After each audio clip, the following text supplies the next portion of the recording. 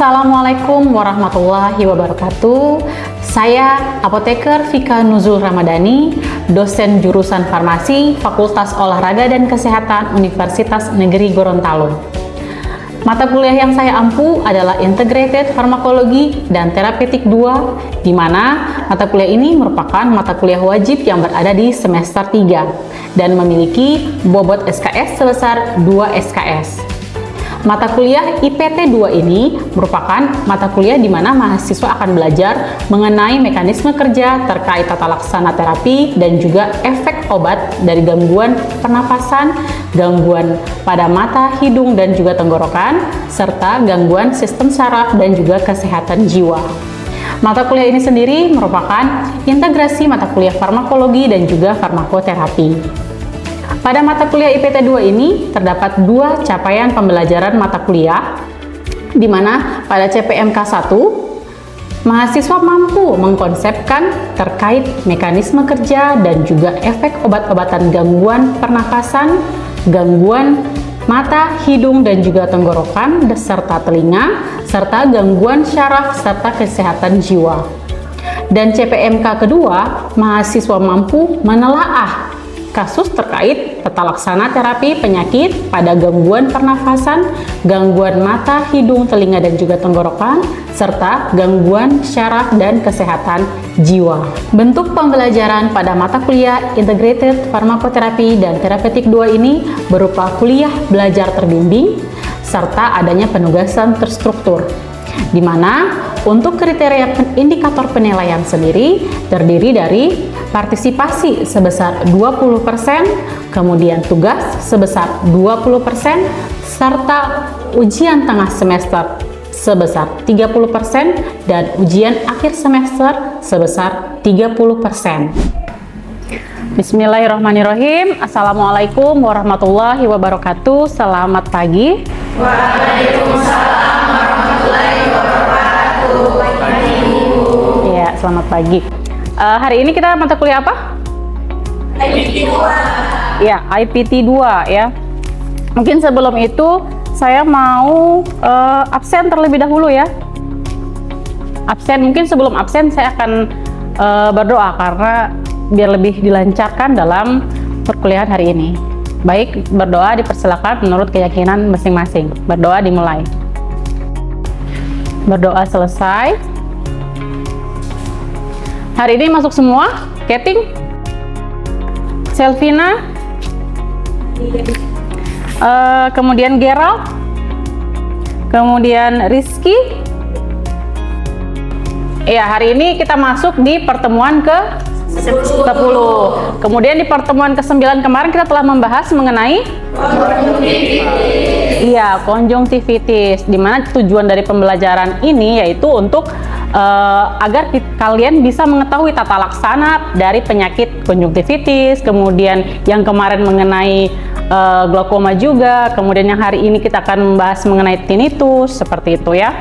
Kemudian untuk pertemuan ke-9 kemarin saya mau sedikit review agar mungkin teman-teman bisa lebih memahami apa yang kita bahas di pertemuan kemarin. Jangan sampai pertemuan ini kita mengenai tinnitus, yang kemarin kalian sudah lupa.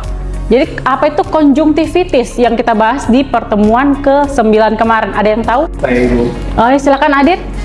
Jadi konjungtivitis itu Ibu peradangan pada konjungtivita atau pembengkakan pada pembuluh darah dari gatal dan cairan yang keluar dari mata. Iya, oke, terima kasih.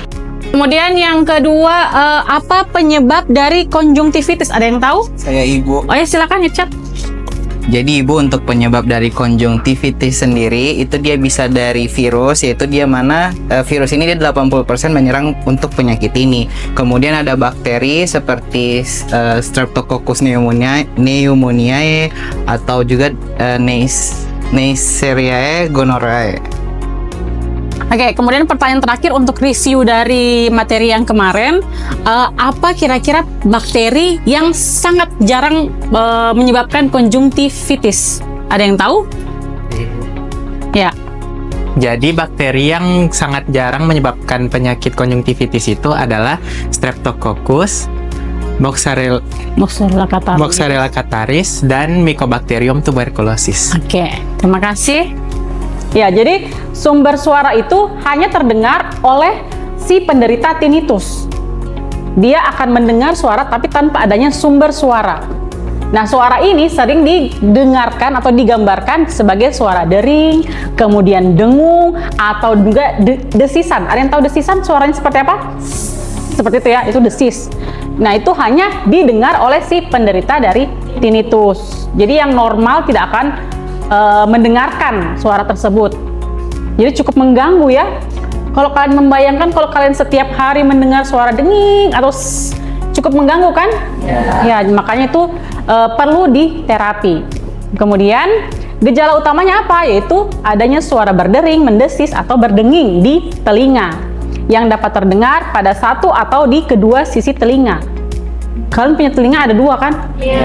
Ya. Kemudian suara itu bisa juga bersifat terus-menerus atau disebut juga sebagai intermittent.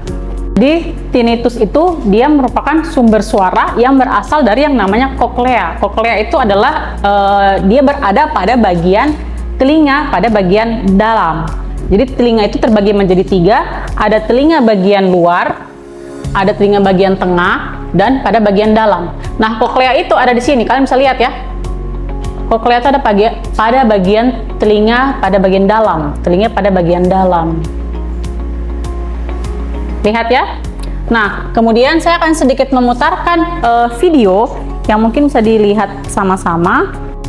Jadi tinnitus bisa dilihat dia merupakan suara yang persisten yang bisa didengar, di mana suaranya berupa ringing atau berdenging, kemudian bisa juga buzzing atau hissing atau dia mendesis atau humming. Dia kayak berdengung seperti itu. Nah, di sini tinnitus ini bisa dilihat sendiri bahwa dia mengirimkan sensori sinyal ke bagian koklea atau telinga bagian dalam yang akan dikirimkan lagi ke central auditory system. Ya, bisa dilihat di sini juga ada prinsip farmakologi dari tinnitus, di mana yang pertama tidak terdapat obat tunggal. Kenapa tidak ada obat tunggal? Jadi memang sampai saat ini tuh terapi farmakologi dari tinnitus itu hanya berupa terapi yang kuratif ya, atau tidak ada obat yang bisa menghilangkan suara yang dapat didengar oleh si penderita tinnitus. Jadi hanya obat yang dapat mengurangi gejala-gejala kecemasan yang timbul akibat adanya penyakit tinnitus. Kemudian kita berfokus pada gejala. Kenapa gejala? Karena tinnitus itu kan dia menyebabkan suara kan. Nah, suara itulah yang kita usahakan akan menghilang. Kemudian berikut merupakan langkah pertama atau terapi non farmakologisnya, yaitu dengan edukasi, kemudian konseling, dan juga terapi suara sebagai lini pertamanya. Jadi tidak ada obat. Misalkan kalau kalian ada pasien yang infeksi, otomatis kan lini utamanya kalau dia sudah demam, adanya infeksi, pasti terapinya adalah dengan menggunakan antibiotik. Nah, akan tetapi kalau tinnitus ini tidak ada terapi lini utamanya karena memang dia tidak berfokus pada obat tersebut tidak bisa menghilangkan sumber suara. Makanya kita perlu adanya terapi suara sebagai lini pertamanya. Kemudian langkah kedua adalah terapi komorbiditasnya, di mana tangani kondisi penyerta seperti ansietas, depresi, dan juga insomnia. Kira-kira kenapa adanya kondisi penyerta ini? Karena balik lagi, tinnitus ada suara yang terdengar setiap hari. Meskipun dia tidur, saat istirahat, atau saat beraktivitas, suara tersebut tetap terdengar. Itu cukup mengganggu kan? Jadi semakin lama maka penderitanya dia pun akan menderita ini ansietas. Apa itu ansietas? Ya, kecemasan, kemudian depresi. Depresi karena kenapa? Susah ya, sulit beristirahat, sulit fokus, maka semakin lama akan menyebabkan depresi. Kemudian juga akan menyebabkan insomnia. Kenapa dia insomnia kira-kira? Logikanya? Kurang suara. Ya, karena ya istirahatnya akan menjadi terganggu, tidur malamnya pun akan menjadi terganggu, maka akan menyebabkan yang namanya insomnia. Nah, inilah yang akan diterapi juga. Jangan sampai pasien tersebut lebih stres menghadapi kondisinya. Sampai sini paham? Paham. Oke, kemudian yang langkah ketiga adalah farmakoterapi spesifiknya atau mempertimbangkan obat-obatan dengan durasi yang singkat bila gejalanya berat. Kemudian kenapa kita harus mempertimbangkan durasi yang singkat ini? Karena berhubungan dengan kepatuhan, ya. Jadi kalau kita semakin durasinya semakin lama, otomatis kepatuhannya pun akan berkurang. Kalau kita minum obat sekali sehari dengan minum obat 4 kali sehari kan lebih otomatis lebih patuh yang sekali sehari, lebih gampang diingat, ya kan? Itu berhubungan juga dengan kepatuhan. Ya, ini adalah golongan-golongan obat utama untuk tinnitus. Jadi ada yang pertama obat golongan benzodiazepin. Contohnya ada apa di situ? Clonazepam, diazepam, lorazepam, di mana mekanisme kerjanya adalah penguatan pada aktivitas GABA. Kemudian golongan lainnya ada antidepresan, yaitu ada amitriptilin, nortriptilin. Kemudian juga ada antikonvulsan, di sini contohnya seperti lamotrigin dan juga carbamazepin. Kemudian selanjutnya ada lagi antagonis NMDA seperti acamprosat. Kemudian juga obat-obatan vasodilator. Nah, ini merupakan obat-obatan utama untuk menangani tinnitus, gejala dari tinnitus, ya. Sampai sini paham? Ya. Kemudian selanjutnya saya mau membagi kelompok, ya, karena nanti kita akan sedikit membahas mengenai kasus yang akan didiskusikan bersama-sama, ya. Silakan membagi kelompok menjadi 3 kelompok 1, 2, dan 3.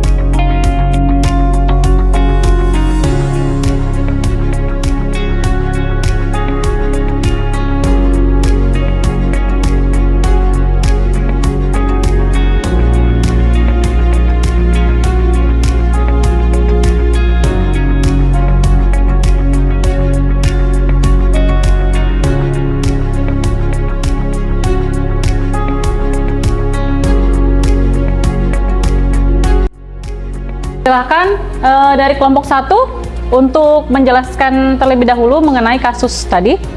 Siapa yang mau menjawab, silakan. Saya, Bu. Ya, silakan. Baik, dari pembahasan itu, tinnitus pada pasien ini kemungkinan besar itu disebabkan oleh paparan suara keras yang terjadi di tempat kerja Ibu, yang menyebabkan kerusakan pada sel-sel rambut di telinga bagian dalam.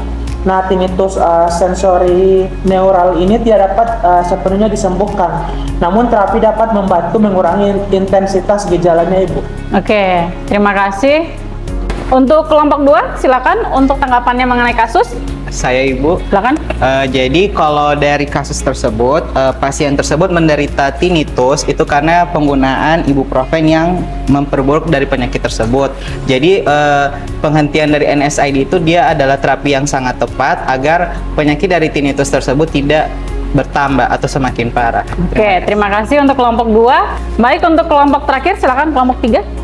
Jadi untuk terapi yang bisa dilakukan pada pasien tinnitus ini yaitu bisa menggunakan terapi suara seperti masker tinnitus dan melakukan manajemen stres agar pasien lebih toleran terhadap tinnitus. Oke, terima kasih untuk kelompok 1, 2, dan 3. Saya beri upload. Oke, terakhir Ibu akan sedikit mereview mengenai diskusi kita hari ini mengenai penyakit tinnitus. Kira-kira ada yang bisa jawab atau tidak dari pertanyaan Ibu? Ibu hanya akan melontarkan satu pertanyaan. Yang Ibu ingin tanyakan adalah apa itu penyakit Meniere? Apakah ada yang tahu? Silakan. Saya Ibu. Ya, silakan Adit.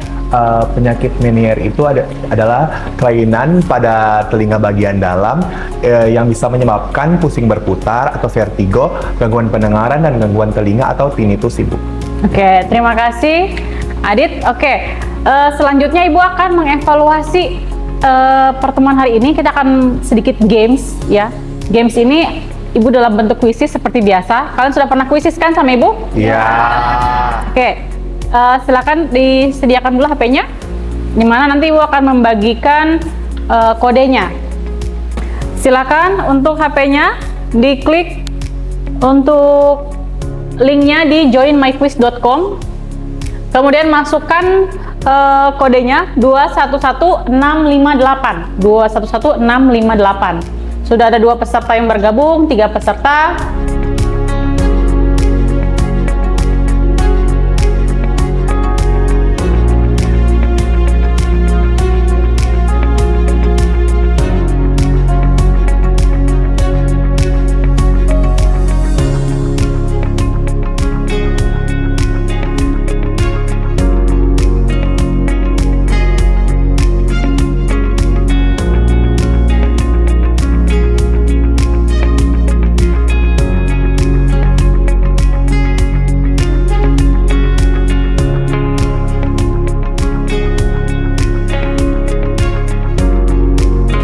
Ya, tadi sudah lihat hasilnya bahwa yang peringkat pertama adalah tadi Ulfa, yang kedua, yang ketiga, ya, itu hanya penilaian sekilas mengenai hari ini, perkuliahan hari ini. Saya harapkan nanti pada saat kalian ujian lebih baik lagi hasilnya. Seperti itu ya. Yang belum masuk dalam 3 kriteria tadi jangan berkecil hati ya. Tetap selalu semangat untuk belajar. Baik, terima kasih untuk pertemuan hari ini. Saya tutup sampai di sini. Insya Allah kita ketemu minggu depan di pertemuan berikutnya. Untuk menutup pertemuan hari ini, Ibu akan tutup dengan doa. Silakan untuk berdoa menurut keyakinan masing-masing. Berdoa dipersilahkan.